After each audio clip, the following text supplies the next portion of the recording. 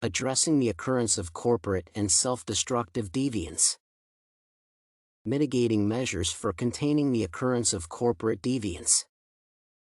From the international outlook, the exploitation of underdeveloped nations by developed countries and multinational corporations is being monitored by international organizations such as the United Nations, International Criminal Court, transparency organizations, etc., to uphold justice and fairness in all international relations, treaties, and enterprises.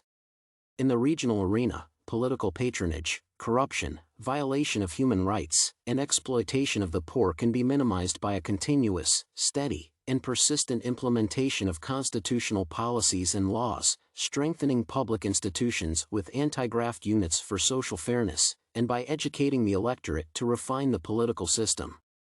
As such, the pivotal role played by the media in educating the public about its electoral power and instituting reforms in the political arena should not be overlooked, but rather upheld through tentative legislation of media freedom policies.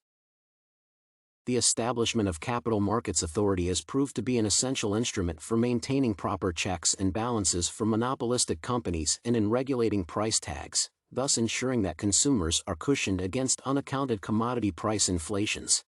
Both public and private quality assurance organizations ensure that only those commodities that meet the threshold of consumer satisfaction and safety standards are authorized to enter the market. This checks industrial and manufacturing companies against corporate deviance.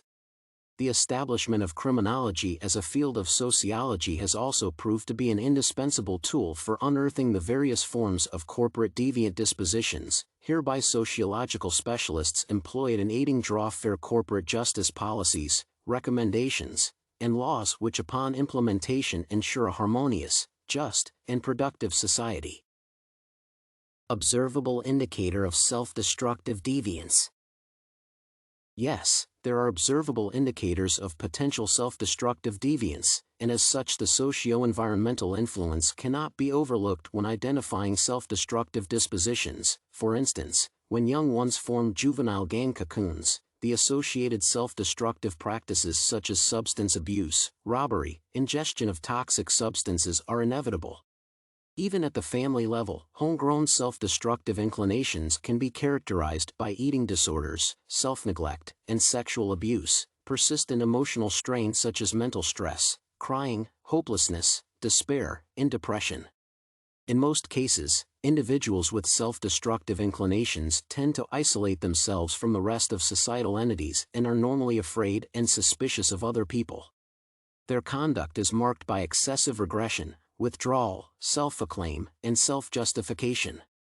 They hardly acknowledge their mistakes, but rather rationalize their conduct through varied projection devices. These mental patients hold unrealistic expectations and are emotionally disoriented. The corruption of mental strength is also evident in lowered self-esteem or idealistic self-perfectionism. At the very worst, self-destructive deviance takes the form of self-injury as evident in extensive body piercings, tattoos, self-poisoning, and, in extreme cases, suicidal attempts. Early diagnosis of self-destructive deviance tendencies is one of the aversive measures in combating self-harm before it becomes an addiction, thus the need to strengthen the family and schooling units with educative forums on the necessary detective devices which would aid in intervention and referral measures.